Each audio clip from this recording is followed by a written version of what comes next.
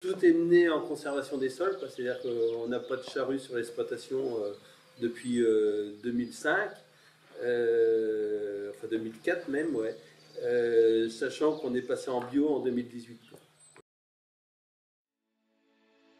Bienvenue dans ce nouvel épisode des Clés de l'agroécologie où nous avons rendez-vous avec Valérie et Jean-François de la ferme de la Belle Épine en Île-de-France. Nos vidéos ont pour objectif de vous présenter des fermes inspirantes qui démontrent un modèle agroécologique abouti. C'est parti! Bonjour Valérie, bonjour Jean-François. Tout d'abord, merci de nous accueillir sur votre ferme et de prendre le temps de partager votre expérience avec des porteurs de projets ou d'autres agriculteurs qui regardent cette vidéo. Pour commencer, est-ce que vous pouvez vous présenter et présenter votre ferme? Valérie, ta formation? Valérie, moi ma formation, c'était plutôt un DEP commerce. J'ai travaillé 5 ans dans un chef de Bruges, en Eure-et-Loire, puisque je viens de Eure-et-Loire. Et après j'ai connu Jean-François en 95, donc c'est pour ça que je suis revenue dans la région, en Seine-et-Marne, en 95-96, quand il est revenu dans le coin pour un nouveau travail. Donc, et puis moi personnellement, j'ai fait un BTS en agricole, en production végétale, secondé on va dire par un certificat de spécialisation en agro-informatique. Mais après, une expérience qui a été excellente, c'était en fait un parcours de 2 ans aux États-Unis, avec un statut d'étudiant, où là, je suis tombé on va dire, amoureux des techniques semi-directes et ce qu'on appelait autrefois TCS, technique culturelle simplifiée. Aujourd'hui, plus qualifié sous le nom de conservation des sols. Donc j'ai fait 2 articles pour Cultivar. Et puis après, on a construit un semoir, on va dire, de semi-direct avec un ami en venant de France. Et votre ferme, comment elle s'organise? C'est quoi cette production, sa conduite? Alors la ferme, elle fait aujourd'hui 130 hectares. Donc en gros, on est répartis sur 126 hectares de grandes cultures, 4 hectares de maraîchage, dont 2000 m² de serre. Et après, alors des ruches, alors les ruches, on a quand même connu des pertes, mais aujourd'hui on est à 17 ruches, sachant qu'on est monté quand même à 50, quoi. Après, le type de sol, on est plutôt sur des limons argileux séchants. On est situé sur 2 sites, je vais dire 90 hectares ici à Montier-de-Guédier, 30 à Châtenay-sur-Seine, donc on est situé sur le sud Seine-et-Marne. Ici, c'est limon argileux, Châtenay-sur-Seine, c'est plutôt de l'argilo-calcaire, sableux, des terres différentes. Mais l'avantage, on va dire, ces terres, elles sont séchantes, donc on rentre quand même assez facilement au printemps dedans. Par contre, on craint, on va dire, des sécheresses au mois de mai-juin. Voilà un petit peu pour le contexte de l'exploitation. Bon, après, les grandes cultures, tout est mené en bio. Tout est mené en conservation des sols, c'est-à-dire qu'on n'a pas de charrue sur l'exploitation depuis 2005, enfin 2004 même, ouais, sachant qu'on est passé en bio en 2018. Donc on vient sur une exploitation, on va dire, passer en bio en 2018 avec introduction du maraîchage en 2020, dans un contexte de non-travail du sol. En fait. Si vous deviez présenter la philosophie générale de la ferme, comment vous la décrirez? Alors, déjà, on est agriculteur. Je considère qu'on doit répondre à un besoin de la société, c'est-à-dire proprement. C'est produire. Produire, après, on est en bio, donc c'est de produire proprement, en respectant les sols. Bon, on a quand même une touche agronomique quand même qui est fait qu'on essaye de faire le plus sainement possible.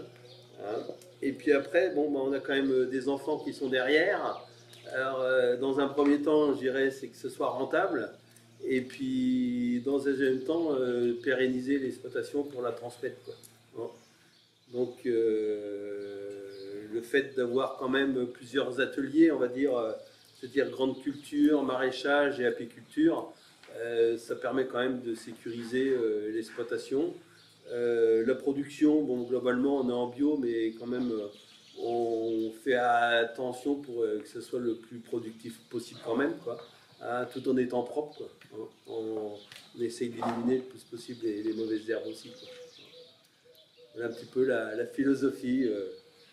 Alors pour mieux appréhender la complexité de l'agroécologie, Ferme d'Avenir il a développé un outil visuel qui s'appelle la fleur de l'agroécologie et qui va être utilisé pour présenter votre ferme d'un point de vue économique, social et environnemental. Et du coup, je vais vous demander, pour commencer, sur le volet économique, de nous présenter un petit peu vos résultats, de nous parler un peu de la viabilité, des conditions de travail qu'il y a sur la ferme, mais aussi des notions de résilience ou d'autonomie. Alors, sur un plan économique, bon, alors, si on parle, on va dire chiffre d'affaires, bon, on a converti donc en 2018. Alors, on a quand même une période de conversion qui était quand même pas très facile, on va dire. Bon, il y a toujours les primes de conversion qui sont là, mais je dirais les résultats étaient quand même assez limites pendant cette période de conversion. Hein, en gros, on était autour de 100 000 euros de chiffre d'affaires. Hein. Après, on a introduit le maraîchage en 2020. Alors, c'est vrai qu'on a eu de l'investissement qui n'a pas rapporté tout de suite. Alors là, ça avait quand même plombé les résultats. Aujourd'hui, on est dans presque, on va dire, en routine, mais bon, ceci dit, on va plus avoir nos primes de conversion l'année prochaine. Donc, ça sera toujours ça en moins. Les primes de conversion, ça représente 38 000 euros sur l'exploitation. Donc, on n'aura plus, mais bon, ceci dit, on a grandi le maraîchage, quoi. Les valeurs aujourd'hui, on dégage en gros 137 000 euros de chiffre d'affaires en compte culture. 140 on va dire, et puis 105 en maraîchage. Bon, après l'apiculture, ça représente aux alentours de 15 000, quoi, ce qui est assez négligeable, quoi. Mais disons que le fait d'avoir ces différents créneaux, enfin grande culture, maraîchage, ça permet de nous sécuriser, quoi. Bon, d'où on va dire la résilience de l'exploitation, quoi. Mais sinon, après, bon, l'ensemble reste viable, hein. Après, bon, Valérie a un statut de gérante sur l'exploitation et donc on a fixé un salaire de 2 000 euros par mois, quoi, en plus des résultats de l'exploitation, quoi. Voilà un petit peu comment c'est basé, quoi. Moi, personnellement, je ne me dégage pas de salaire sur l'exploitation, mais disons qu'on a une ETA à côté de l'exploitation et en fait, c'est l'ETA qui me fait mon salaire. Côté conditions de travail, vous arrivez à dégager un peu des semaines, des week-ends pour partir en vacances, faire une pause? Comment vous appréhendez les conditions de travail? Après, c'est pareil, on va dire c'est une gestion familiale, quoi. Et bon, on a l'exemple de l'année dernière où Guillaume il est parti en fait au mois de juin. Il est parti en vacances au mois de juin. Et puis nous après, bon, on était peut-être un peu plus privilégiés, mais on a des amis qui ont fêté l'anniversaire de sa fille et de notre ami. Et donc on est parti, c'était quoi, au mois d'août? On est parti 2 fois. Ouais, on est parti au mois d'août, ouais, alors on est parti 5 jours, et puis après on est reparti 5 jours au mois de septembre, parce que j'ai ma cousine qui se mariait, quoi. Alors un coup en Auvergne, un coup en Vendée, quoi. Donc ça a été, on va dire, l'an passé. Bon, après, on l'évoquait, on pourrait se prendre tous les 4 des vacances au mois de décembre, janvier, quoi. C'est quand même là le plus creux, sachant qu'on répond à une AMAP, et, enfin on fournit les légumes à une AMAP, et en fait on a 2 fois dans l'année où on ne fournit pas, c'est fin d'année, quoi. Donc là on pourrait se libérer là-dessus, quoi. Et ce jeu entre la production maraîchère et la production en grande culture, est-ce qu'il permet une certaine autonomie en mécanisation, en personnel, avec soit entre ateliers de production, soit avec des agriculteurs voisins? Comment vous envisagez ce défi-là? Alors, bon, c'est vrai que pour la partie extérieure, le matériel grande culture sert au maraîchage. Hein, on a le cas des chômeurs, les tracteurs par eux-mêmes, quoi. En fait, on peut se permettre de passer dans le maraîchage. Bon, par contre, dans la serre, il nous faut un petit tracteur sans cabine pour pouvoir rentrer sous la serre, quoi. Donc là, c'est un tracteur qui est bien spécifique. On retrouve on va dire, du matériel en commun. Donc on a une planteuse à pommes de terre avec un agriculteur voisin. On a une planteuse à légumes avec un agriculteur voisin, alors pas le même. Hein. Et après, au niveau de la moissonneuse-batteuse, on a aussi de la copropriété avec une femme veuve, quoi, avec qui je fais la moisson, quoi, en fait. Hein. C'est pour qui je fais les travaux de l'exploitation. Donc là, il y a quand même on va dire, de l'association, on va dire, au niveau matériel. Quoi. Après, il y a aussi une essimeuse de grande culture. Alors là, on n'est plus dans le maraîchage, mais une essimeuse de grande culture en fumier. Voilà un petit peu. Mais oui, le matériel grande culture sert au maraîchage. Je voulais rajouter que c'est surtout au niveau du déchômage, puisque après en maraîchage, c'est des planches de 1,80 m. Donc le reste du matériel grande culture ne va pas dans le maraîchage. C'est quand même le déchômage. On peut se servir pour le maraîchage. Pour continuer, est-ce que vous pouvez présenter toute la partie environnementale de votre ferme, c'est-à-dire comment vous gérez la fertilité des sols, la biodiversité,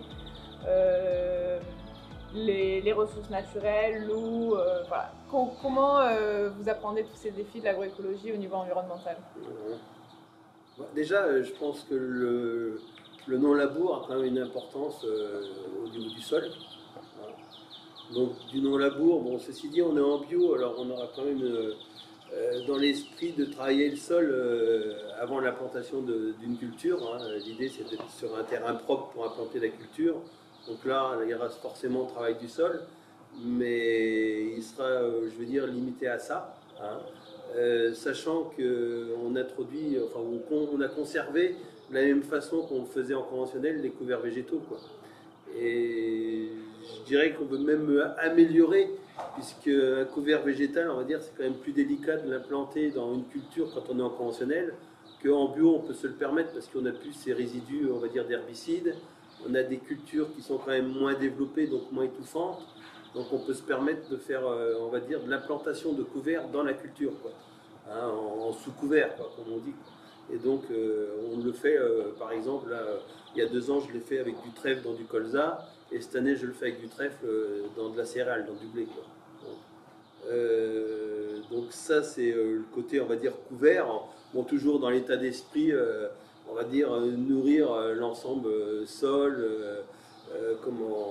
insectes, hein, puisque en fait, les couverts permettent de nourrir les insectes, hein, sachant qu'on a quand même nos abeilles, et nos abeilles, on cherche quand même à leur privilégier des cultures. Bon, on fait du colza en bio, hein. Après, bon, la luzerne, on va garder toujours une partie à graines de façon à faire notre semence. Le trèfle qui vient en fleurs, enfin tout ça, ça permet de maintenir quand même la pollinisation en fait des abeilles, quoi. Après, sur le principe, bon, c'est le fait d'être en agriculture biologique, quoi, en tout ce qui est carabe, tout ça, bon, parce qu'on endaine les cultures. On fauche, on endaine, et c'est vrai, quand on récolte les andins, on retrouve plein de carabes sur les andins, quoi. Comme quoi que on va dire le monde insecte vit bien, quoi. Donc tout ça, c'est des critères qui me rassurent. Bon, après, les turicules, tout ça qu'on peut avoir au niveau du sol font que, bon, je dirais que c'est rassurant. Bon, ça arrive qu'on fasse des profils, hein, ou même des tests bêches, tout ça, mais c'est vrai que, on va dire, rien que visuellement, ça suffit pour se rassurer, quoi, en quelque sorte. Vous avez eu l'occasion de faire un bilan GES, gaz à effet de serre, bilan carbone? Oui, si, ouais. Oui, là on l'a fait, bon, en fait, c'est le groupe Soufflet qui cherchait, on va dire, des participants pour faire un test pilotage, qu'ils appelaient ça. Et donc j'y ai participé, alors sachant que c'était plus pour avoir, on va dire, une vue de l'exploitation, quoi, voir où on se situait, quoi. Plus dans l'état d'esprit que de dire, tiens, je vais pouvoir revendre du crédit carbone. Enfin bon, le principe ne me plaît pas trop, on va dire, les crédits carbone, en fait, ça donne le droit aux autres de polluer, donc c'est pas très adéquat, quoi. Mais en fait, savoir où on se situait, sur les 30 personnes qu'on était, en fait, on était la seule exploitation à avoir un bilan positif, quoi. En sachant qu'on n'était que 2 à être en bio. Bon, après, bon, une exploitation en conversion, en conservation des sols a quand même plus de chances, on va dire, d'avoir un bilan positif. Bon, en plus, on est en bio, donc on n'est pas pénalisé par tout ce qui est, on va dire, en engrais minéraux, quoi. Bon, on pratique les couverts. Bon, depuis, on utilise notre luzerne pour fertiliser les cultures. Donc, je suis sûr qu'on a encore amélioré, on va dire, notre bilan, quoi. Bon, le critère qui pouvait être encore plus amélioré, c'était l'introduction de haies sur l'exploitation. Bon, pour l'instant, il n'y a rien de fait. On y a déjà pensé, hein, mais c'est vrai que ça peut toujours être amélioré, quoi. Voilà. Au niveau maraîchage, c'est pareil, on essaye un peu de faire comme la grande culture, quoi. Cette année, on implante de la luzerne pour amener de l'azote pendant 2-3 ans et éliminer un peu les chardons, et on fera une rotation tous les ans de façon à améliorer.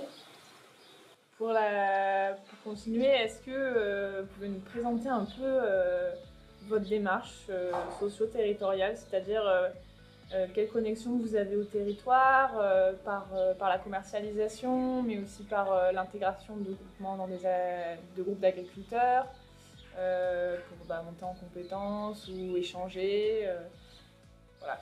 Quelle est votre démarche un peu socio-territoriale? Après, au niveau de la commercialisation, moi je vais surtout parler au niveau du maraîchage. Vas-y, donc on fournit une AMAP au Perreux-sur-Marne tous les mercredis soirs, avec environ 45 paniers par semaine. Ensuite, qui représente à peu près 40% de notre chiffre. Et on va dire les 40 autres pourcents sont la COP Bio Île-de-France, avec qui on a des contrats à l'année. Donc on sait déjà ce qu'on a à produire. Et le camion vient dans la cour, donc ça c'est une chose aussi idéale, puisqu'on n'a pas de livraison à faire. Et le reste, je fournis 2 fois la semaine le Biocop de Provins. Et après, on a une fromagerie dont elle fait un peu épicerie en même temps, et donc elle prend le miel ou les légumes de chez nous. Après, là, c'est une petite, ça représente un peu moins, c'est donc la boutique à la ferme qu'on a commencé le 1er août 2020 et avec les produits de saison. Ouvert le mercredi soir et le samedi matin. Après, tout ce qui est grande culture, moi j'avais une politique de beaucoup travailler avec du prix de marché. Hein. En fait, connaître mon prix de vente, on ne connaît pas forcément la production, mais au moins connaître le prix de vente. Alors c'est vrai qu'en bio, c'est très délicat, quoi. J'avais fait un contrat en triennal pour du blé, par exemple. Mais les seuls denrées que j'ai pu vendre en prix de marché, c'était le blé, l'avoine et puis le colza. Voilà un petit peu. Alors après, tout le reste, c'est du prix moyen. Bon, je suis pas plus fan que ça, quoi, parce que bon, en fait, le prix, il est, on va dire, rémunéré sur l'ensemble de l'année par rapport à des tranches, quoi. Et je trouve ça dommage d'être rémunéré, on va dire, une partie au mois de juillet, alors qu'en fait, on a besoin des finances beaucoup plus tôt que ça, quoi. Donc voilà un petit peu. Bon, après, les gens avec qui on travaille, c'est du négoce et puis de la COP. Hein. Négoce, on va dire soufflet, et puis en COP, on retrouve Val-France, Buvessia ou Cérésia, quoi. Alors, on fait aussi en grande culture, on commercialise aussi avec la COP Bio Île-de-France, où en fait on ensache des lentilles. Et puis là, cette année, on va faire des pois chiches aussi pour aussi de l'ensachage, quoi. Voilà un petit peu. Après, bon, là, il y avait tout ce qui était luzerne, où là c'était des éleveurs, mais bon, comme je vous disais maintenant, on part plus sur un principe de garder notre luzerne pour fertiliser les sols. Est-ce que vous êtes associé avec des groupements d'agriculteurs? Alors, associé avec des groupements d'agriculteurs, on va dire il y a une CUMA pour les cimeuses, il y a du matériel en copropriété comme je parlais tout à l'heure, Par contre, bon, je participe aux rencontres de l'ABC. Donc ça, c'est une fois par an, généralement. Alors bon, à différents endroits, mais je tâche d'y participer. Donc alors après, au niveau